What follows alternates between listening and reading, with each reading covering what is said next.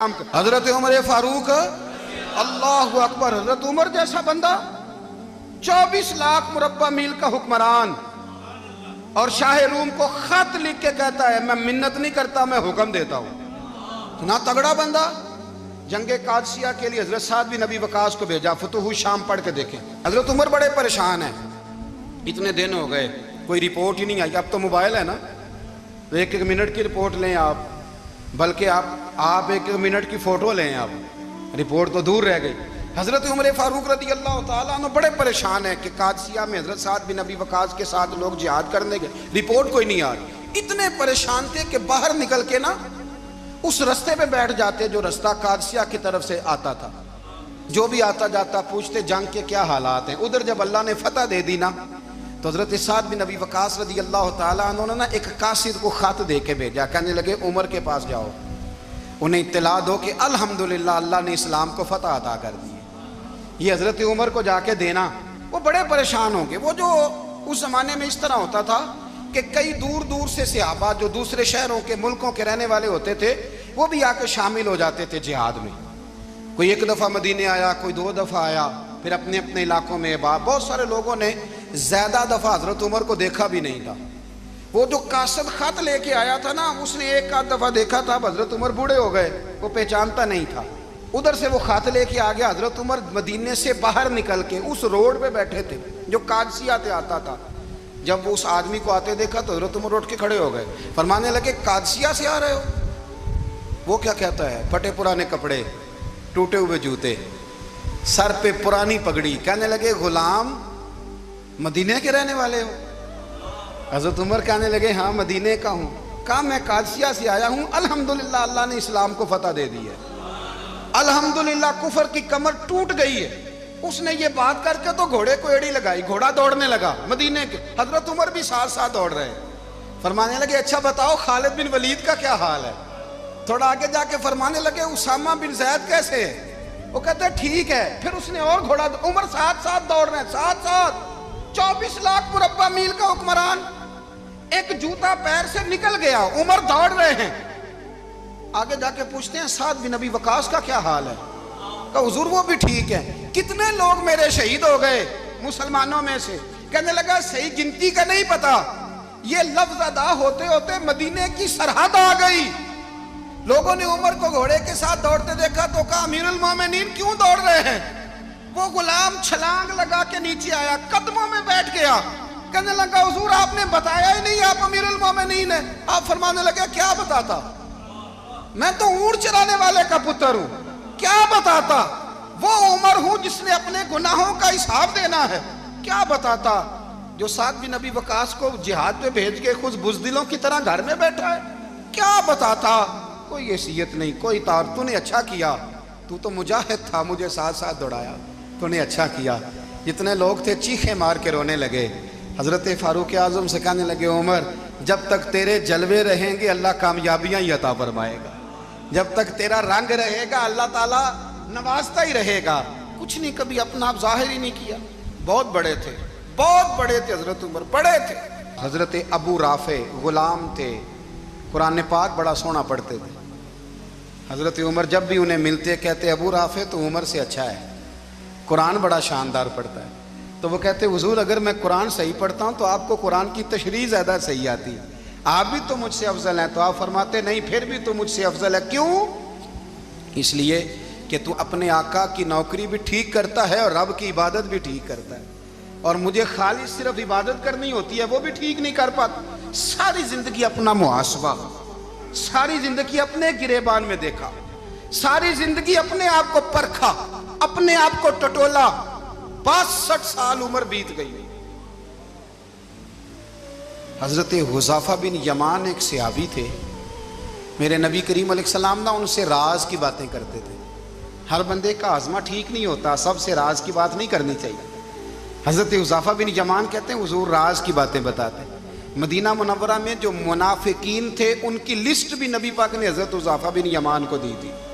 جب کوئی مشکوک آدمی مر جاتا نا تو صحابہ کہتے ہیں ہم دیکھتے اگر حضرت حذیفہ نے جنازہ پڑھا ہے تو ہم بھی جنازہ پڑھ لیتے.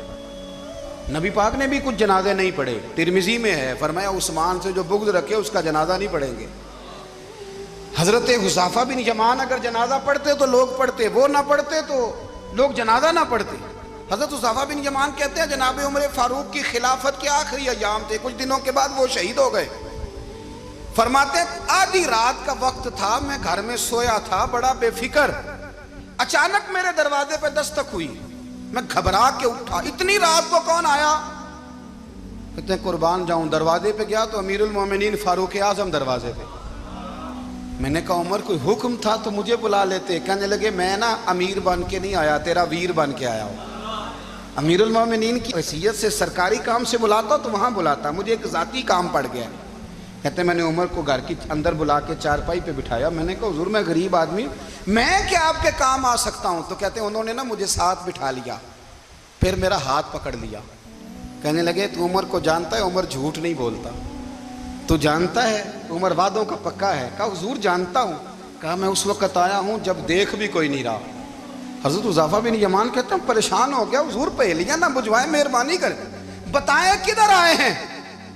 تو حضرت عمر فاروق فرمانے لگے 62 سال کا ہو گیا ہوں، 63 میں چل رہا ہے، داڑھی سفید ہو گئی ہے، پھل پک گیا، اٹھ فریدہ ستیا، داڑھی آ گئی پور، اگا نیڑے آ گئی، پیچھا رہ گئی دور، اب قبر اشر کا معاملہ صاف نظر آنے لگا ہے۔ کہا حضور مجھ سے کیا چاہتے ہیں؟ حضرت عمر رو پڑے، کہنے لگے آج میں عشاء کے بعد نکلا ہوں تو نبی پاک کے صحابہ مجھے نیک کہہ رہے تھے، پھر میں نے بچوں کی ماں سے اور بچوں سے بھی پوچھا ہے، وہ بھی مجھ سے راضی ہیں، پر حذیفہ تیرے ساتھ نبی پاک راز کی باتیں کرتے تھے، سچ بتا کہیں عمر کا نام منافقوں میں شامل تو نہیں؟ سچ بتا ان منافقین میں تو شامل نہیں، کہیں اوپر سے تو نہیں سارا کچھ؟ حضرت حذیفہ بن یمان کہتے ہیں میں باپ کے مرنے پہ اتنا نہیں رویا جتنا عمر کے سوال پہ رویا۔ میں قدموں میں بیٹھ گیا، میں نے کہا نہیں عمر یہ تو میں نے نہیں سنا، لیکن یہ میں نے نبی پاک سے ضرور سنا ہے کہ میرے بعد اگر کوئی نبی ہوتا تو عمر ابن خطاب ہوتا۔ یہ میں نے اپنے کانوں سے سنا ہے کہ عمر جس گلی سے گزرے شیطان رستہ بدل جاتا ہے۔ یہ میں نے اپنے کانوں سے سنا ہے کہ 950 سال حضرت جبریل جناب عمر کی شان بیان کریں تو پھر بھی بیان نہیں ہو سکتا، یہ میں نے ضرور سنا۔ دوستو ساری زندگی حضرت عمر نے اگر دوسروں کا محاسبہ کیا تو اپنا اور اپنے بچوں کا بھی کڑا خیال رکھا، اپنی ذات پر بڑی توجہ دی۔ جو لوگ اپنا بھول جاتے نا، ہمیں اپنی صحت کا بڑا خیال ہے لیکن اپنی روحانی زندگی کا کوئی خیال نہیں ہے۔ حضرت عمر فاروق رضی اللہ تعالیٰ عنہ نا باہر والوں کا بھی بڑا سخت حساب کرتے تھے۔ بڑا ایک گورنر صاحب نے لباس بڑا شاندار پہننا شروع کر دیا تھا تو حضرت عمر نے اتروا کے نا تو انہیں ٹاٹ کا لباس پہنا کے تو اونٹ چرانے کی ڈیوٹی دے دی تھی، اتنا سخت احتساب کرتے۔ کسائی کی دکان پر بھی 1-2 گھنٹے کھڑے ہوتے تھے۔ جو آدمی مسلسل 2 دن گوشت خریدتا تھا نا، فرماتے تھے اس کا ٹیکس بڑھا دو، لوگوں کو دال نہیں مل رہی اور یہ روز گوشت کھاتا ہے۔ حضرت فاروق اعظم اس کو جزیہ کہا جاتا تھا، یا کچھ اور معاملات ہوتے تو بڑھا دیتے تھے۔ مسلسل جو 2 دن آدمی گوشت کھاتا تھا، فرماتے تھے مدینے میں غربت ہے، اگر یہ والا نظام تم کرو گے تو غریب لوگ کس کی طرف دیکھیں گے۔ لیکن اس سے زیادہ بڑھ کر جو ان کی زندگی کا معیار اور سٹیٹس تھا وہ یہ تھا کہ اپنے گھر کا خاص خیال رکھتے، خاص توجہ کرتے۔ ملک شام سے اور ایران سے کچھ لوگ آپ کی خدمت میں آئے تو وہاں سے کچھ کنیزیں بھی آئیں، ان کے بادشاہ کا پیغام لے کے۔ شاہ ایران کی کنیز کو ملکہ نے کہا کہ نا حضرت عمر کی زوجہ کو دیکھ کے آنا ذرا کس طرح کی ہے۔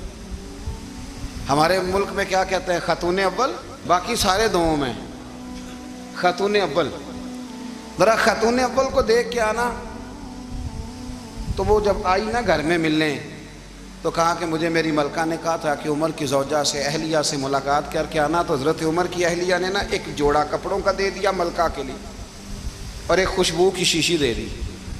اب جب وہ تحفے وہاں گئے تو اس ملکہ نے نا کچھ سونے کا سامان بھیجا، کچھ زیورات بھیجے، کچھ تحائف بھیجے۔ جب حضرت عمر کے گھر آئے نا، وہ خادم لے کے آیا، اس نے کہا جی آپ کی اہلیہ نے تحفے بھیجے تھے، تو جواب میں شاہ ایران کی بیوی نے، یہاں جس ملک کا وہ سفیر تھا، انہوں نے بھی یہ بھیجے۔ تو حضرت عمر فاروق نا وہ تحفے لے کے گھر گئے تو جا کے کہنے لگے اپنی اہلیہ سے، یہ تو کب سے تحفے تحائف بھیجنے لگ گئی ہے؟ یہ کب سے نظام شروع ہو گیا؟ تو کہ حضور تحفہ دینا لینا تو ٹھیک ہے، سنت ہے، محبت بڑھتی ہے، تو یہ کوئی قباحت نہیں، اور میں نے اپنی ذاتی استعمال کے لیے جو چیزیں رکھی تھی وہ میں نے دی ہیں۔ تو حضرت عمر فاروق رضی اللہ تعالیٰ عنہ فرمانے لگے ہم نے کسی ملک کے ساتھ اور اس کے بادشاہ کے ساتھ ذاتی تعلق نہیں بنانا، تعلق جو بھی بنے گا رسول اللہ کے دین کی برکت سے بنے گا، ذاتی رشتے نہیں ہم نے قائم کرنے۔ ذاتی آپ کے ملک کی جو ایئر لائن جس کا ہر سال خسارے کا ڈنڈورا پیٹا جاتا ہے نا، وہ ہمارے بادشاہ صاحب اور صدر صاحب اگر غیر ملکیوں کو گھوڑا کبھی بھیجنا ہو نا، گھوڑا، تو پورا ایک جہاز گھوڑا لے کے تحفے میں جاتا ہے، پورا جہاز غریب قوم کا یہ سرمایہ، اور قوم بڑی بادشاہ ہے، لائنوں میں لا کے ووٹ دیتی ہے، دو کام ہمیشہ لائن میں لا کے کرنے، ایک بل لائن میں لا کے جمع کرانا ہے اور ایک ووٹ لائن میں لا کے، تاکہ پھر پورے 5 سال لائن میں ہی لگے رہیں۔ مرضی سے آپ ووٹ دینا، پر جو بات درست ہے اس کو سنو۔ حضرت عمر فاروق رضی اللہ تعالیٰ عنہ نے اپنی اہلیہ سے پوچھا کتنے کا تھا وہ تیرا جوڑا اور خوشبو کی شیشی؟ انہوں نے کہا 3 دینار کی۔ فرمایا یہ 3 دینار تیرے، اور باقی جو تحفے آئے ہیں وہ تو خود کہہ، چونکہ اس نے تیرے نام بھیجے ہیں، تو کہہ کہ میں مال غنیمت میں دیتی ہوں، تو کہہ میں مسلمانوں کو کہہ۔ تو زوجہ ہنس پڑی، کہنے لگی میں نہ بھی کہوں تو مجھے کہنا تو پڑے گا ہی، کہنا تو میں نے ہے ہی، کیونکہ سامنے عمر فاروق ہیں، لہذا فرمایا کہہ دیتی ہوں میں نے دیا خزانے کو۔ حضرت عمر نے جمع کرا لیا۔ میں یہ کیا بات ہے، میرے گھر والے جو مرضی کریں، ان کا معیار زندگی جس طرح کا مرضی ہو۔ اور حضرت عمر ایک جملہ کہا کرتے تھے، اللہ کرے کہ یہ باتیں اس دور حاضر میں ہماری سمجھ میں آئیں۔ حضرت عمر فاروق رضی اللہ تعالیٰ عنہ اپنے بچوں کو فرمایا کرتے تھے کہ بہت آدمی کو بھوک لگی ہو نا، اور پھر اس کی پسند کا کھانا پکا ہو، جتنے شوق سے وہ اس کھانے کو دیکھتا ہے نا، فرمایا اس طرح پوری قوم اپنے بادشاہوں کے خاندان کو دیکھتی ہے، اس تیزی کے ساتھ دیکھتے ہیں کہ ان کے گھر میں کیا ہو رہا ہے، ان کا معیار زندگی کیا ہے، ان کا سٹیٹس کیا ہے۔ آپ کے بچے دونوں کاروبار کے لیے مصر گئے، ایک بہت بڑا قافلہ گیا مدینے سے مصر تجارت کے لیے، تو یہ گئے تجارت کے لیے، تو حضرت عبداللہ ابن عمر، حضرت عبید اللہ ابن عمر، حضرت عمر کے دونوں بیٹے گئے۔ جناب عمر فاروق کے بچے جب وہاں پہنچے تو مصر کے گورنر نے نا لوگوں کو تعارف کرایا کہ یہ عمر فاروق کے بیٹے ہیں۔ ایک چھوٹی سی بات کر دوں، یہ چودھری کے بیٹے کو کون بتاتا ہے کہ تو چودھری کا بیٹا ہے؟ باہر والے بتاتے ہیں، گھر والے۔ اور سیٹھ صاحب کے بیٹے کو کون بتاتا ہے کہ تو سیٹھ صاحب کا بیٹا ہے؟ اور مالک کو کون بتاتا ہے کہ تو مالک کا بیٹا ہے اور یہ کرایہ دار ہے؟ یہ کون بتاتا ہے؟ یہ سوچ ہم دیتے ہیں بچوں کو، چودھری اور کمی کی سوچ، امیر اور غریب کی سوچ، مالک اور کرایہ دار کی سوچ، گھر کے مالک کی اور کام کرنے والے کی سوچ، یہ ہم دیتے ہیں۔ یاد رکھنا، یہ ہم دیتے ہیں، یہ ہمارا مزاج ہے، یہ باہر سے نہیں آتی۔ تو کوئی شہزادہ ہے، تو سیٹھ ہے، تو نواب ہے، یہ سوچ باہر سے نہیں آتی، یہ اماں سوچ دیتی ہے، اماں، یہ ابا سوچ دیتا ہے۔ اور پھر جب تباہی اترتی ہے تو اس کے ذمہ دار بھی باہر والے نہیں ہوتے، گھر والے ہوتے ہیں، گھر والے۔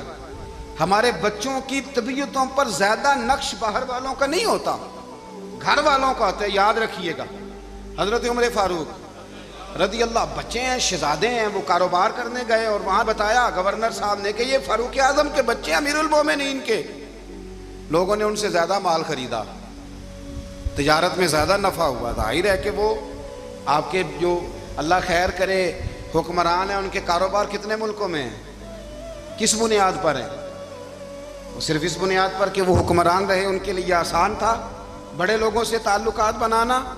حضرت عمر فاروق رضی اللہ تعالیٰ عنہ کے بچے ڈھیروں مال کما کے جب واپس آئے نا، تو حضرت عمر سے آ کے بچوں نے بطور محبت کا، ابا جی اللہ نے بڑا ہی فضل کیا ہے، بڑا مال کمایا الحمدللہ، یہ دیکھیں کتنا نوازا ہے۔ تو حضرت عمر کہنے لگے سارے قافلے نے اتنا ہی کمایا ہے؟ سارے قافلے نے اتنا ہی کمایا ہے؟ کہ حضور نہیں، سارے قافلے نے اتنا نہیں کمایا، سب کو اتنا نہیں ملا۔ وہ تو وہاں گورنر صاحب نے لوگوں کو تعارف کرایا تھا کہ یہ عمر کے بچے ہیں، تو لوگوں نے پھر ہم سے بڑا ہی خریدا۔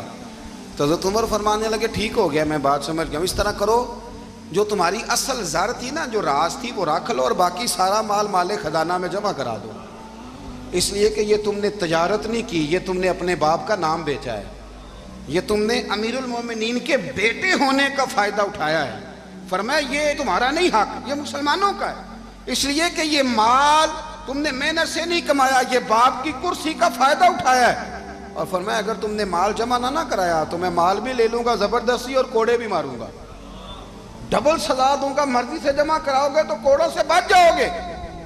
بڑے بیٹے نے تو جمع کرا دیا تو چھوٹا تھوڑا پریشان ہوا، تو حضرت عبداللہ ابن عمر چھوٹے بھائی کا ماتھا چوم کے کہنے لگے بیٹے چپ کر کے جمع کرا، یہاں بھی فخر کر کے ہم عمر کے بیٹے ہیں اور قیامت میں بھی فخر کریں گے کہ ہم فاروق اعظم کے بیٹے ہیں، یہاں بھی ناز کریں گے اور وہاں بھی ناز کریں گے کہ عمر کے بچے ہیں۔ ہمارے باپ نے خود بھی حلال ہی کھایا ہے اور جب ہماری کمانے کی باری آئی ہے تو ہمیں حکم بھی حلال کھانے کا دیا۔ بھائی ہمارا مزاج دے، بچہ جب لے کے آتا ہے 2 لاکھ روپیہ تو کبھی پوچھے کہاں سے آیا ہے؟ جب وہ پہلے دن غلط دوستوں کے پاس جا کے بیٹھتا ہے تو کبھی نکالا ہے گھر سے اسے؟ یہ بہت سارے خمیازے ہمیں اس لیے بھگتنے پڑتے ہیں کہ ہم ابتدا میں سوراخ بند نہیں کرتے، جب اس میں شگاف پڑ جاتا ہے، سیلاب آتا ہے تو ہمیں ہوش آتی ہے۔ حضرت عمر نے اپنے گھر میں نگرانی رکھی، کڑی نگرانی، زیادہ نماز گھر میں پڑھتے تھے حضرت عمر، نفلی نمازیں زیادہ کیوں بلا؟ میرے اصحاب مجھے حکم دیتے تھے کہ فرض نماز کے علاوہ نمازیں گھر میں پڑھنا، بچوں کو عادت پڑے گی، ذوق پیدا ہوگا، ان کو پتہ چلے گا کہ ہمارے گھر میں 5 وقت کوئی اور کام بھی ہوتا ہے۔ بھائی یاد رکھیں کہ آپ نے اگر سجدہ کرنا ہے تو بچہ لیٹ جائے گا، اسے پتہ کوئی نہیں سجدہ کیا ہے، لیکن جب گھر میں کبھی قرآن ابا جی کھول لینا، میں اکثر کہتا ہوں جب ابا جی کا موڈ بن جائے نا لیکچر دینے کا، وہ گھر میں شروع ہو جاتے ہیں، کہتے ہیں آپ لوگ نماز نہیں پڑھتے اس لیے میرے کاروبار میں برکت کوئی نہیں، تم سویرے قرآن پاک نہیں کھولتے تو میں تباہ ہو گیا ہوں۔ تو میاں آپ نے کب گھر میں قرآن پاک کھولا تھا؟ آپ نے کب نماز پڑھی؟ آپ نے کب گھر کے اندر اللہ رسول کا ذکر کیا تھا؟ آپ نے کب حدیث چھیڑی؟ آپ نے بھی تو گھر کے اندر جب بھی آپ آئے ہیں تو آپ نے وہی کچھ کیا جو دنیا دار کرتے ہیں، آپ بھی تو اپنا موبائل لے کے الگ کونے میں بیٹھ گئے، آپ نے بھی تو کہا ہے کہ اب تمہارے چینل ختم، اب میری مرضی والا چلے گا، تو جو آپ نے کیا ہے بچے بھی وہی کام کریں گے۔ آپ نے بھی گپ شپ لگائی ہے تو وہ بھی لگا رہے ہیں۔ یہ سمجھ لیں جو کام آپ کریں گے آپ اپنے بچوں کی سیرت میں اس کا جلوہ دیکھ لیں گے۔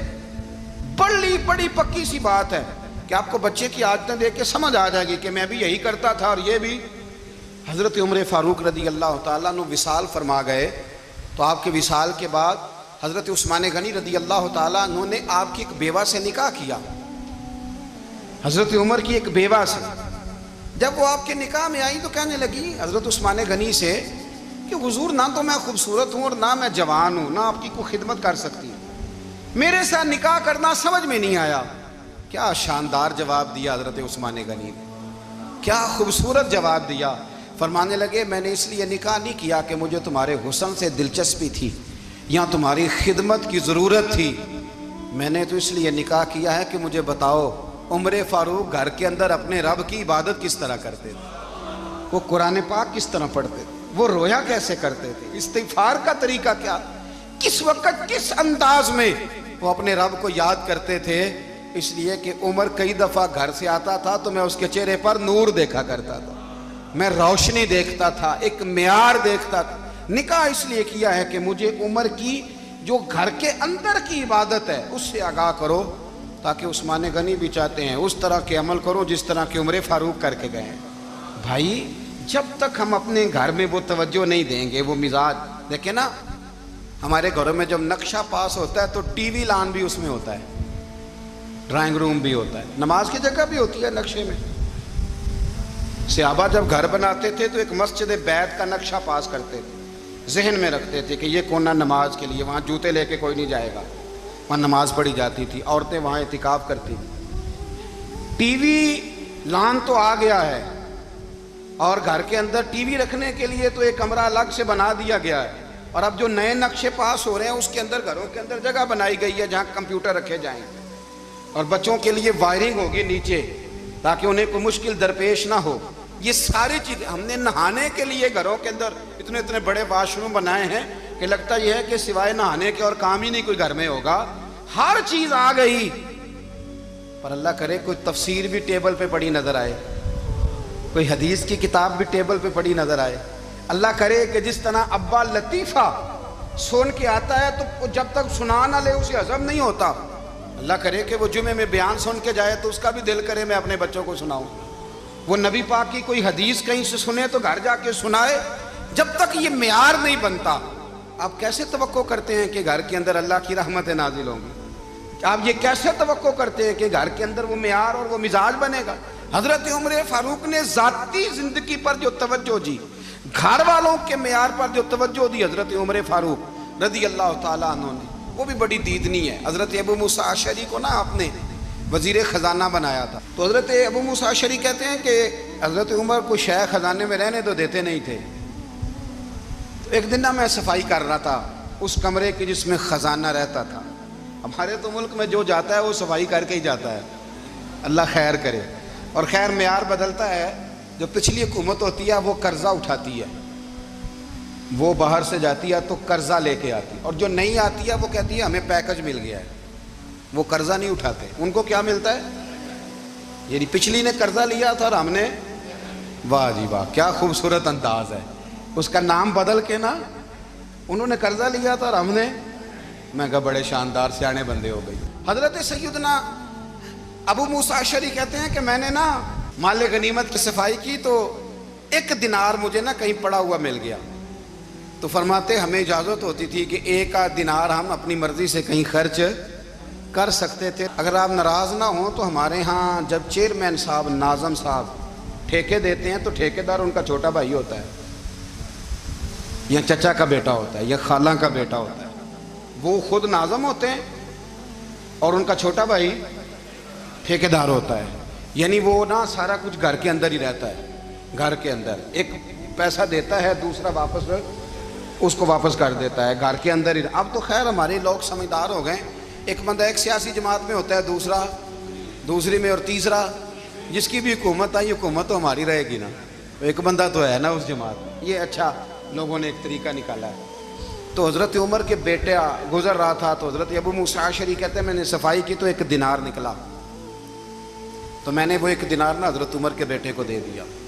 میں نے کہا لو بیٹا اپنے چچا کی طرف سے تحفہ. اور گھر جا کے انہوں نے حضرت عمر کو بتایا کہ چچا نے پیسے دیے ہیں. چھوٹے بچے تھے. حضرت عمر نے حضرت ابو موسیٰ اشعری کو بلا لیا اور بلا کے فرمانے لگے میں تو تمہیں اپنا دوست جانتا تھا اور تو نے میری اولاد کو ہی دنیا دار بنانا شروع کر دیا. میرے بچوں کو ہی تم نے دنیا دار پیسوں پہ لگانا شروع کر دیا. میں تو تمہیں یار سمجھتا تھا. فرمایا تمہیں چاہیے تھا میرے بیٹے کو نصیحت کرتے کہ بیٹا پیسوں سے رب راضی نہیں ہوتا، اس کی رضا والے کام کیے جائیں تو رب راضی ہوتا ہے. اور فرمایا تمہیں کوئی اور گھر نہیں ملا تھا تباہ کرنے کے لیے، میرا ہی گھر ملا تھا. اٹھاؤ اپنا دینار اور خبردار آج کے بعد میرے بچوں کے ساتھ یہ والی نیکی نہ کرنا. اور ہمارا کیا سٹیٹس ہے؟ دوستی ہے اس سے جو تحفے زیادہ دے، جو بچوں کو خراب کرنے میں مدد زیادہ کرے، اس کے ساتھ یہ رہنا. حضرت عمر نے گھر پہ اور سب سے بڑھ کر اپنی ذات پہ توجہ کی. حضرت ابو مالک رضی اللہ تعالیٰ عنہ کہتے ہیں میں عمر کے پیچھے پیچھے ایک باغ میں گیا، اکثر اس باغ میں جایا کرتے تھے. اور عمر جا کے نا تو درخت کے نیچے بیٹھ گئے اور فرمانے لگے او امیر المومنین اللہ سے ڈر جا، ورنہ جس رب نے حکومت دی ہے وہ عذاب بھی بڑھا دے گا. ڈر جا رب سے. کبھی ساری زندگی حضرت عمر نے اپنا کوئی تعارف نہیں کرایا، کبھی نہیں. ایک بندے نے آپ کے سامنے تعریف کر دی آپ کی تو فرمانے لگے تو خود بھی ہلاک ہوا اور مجھے بھی ہلاک کر دیا. کیا ضرورت پڑی ہے میری تعریفیں کرنے کی؟ اتنی دیر میری تعریف میں لگائی. اللہ کا ذکر کرتا رب تجھے ثواب دیتا، حضور پہ درود پڑھتا تو رب تیرے اوپر رحمتیں نازل کرتا. کس چکر میں ہے؟ آج جتنا اچھی کوئی خوشامد کرے اتنی اچھی وزارت ملتی ہے، جتنی اچھی اس کو جو ہے وہ چاپلوسی کرنی آیا درجہ بھی اسے اتنا ہی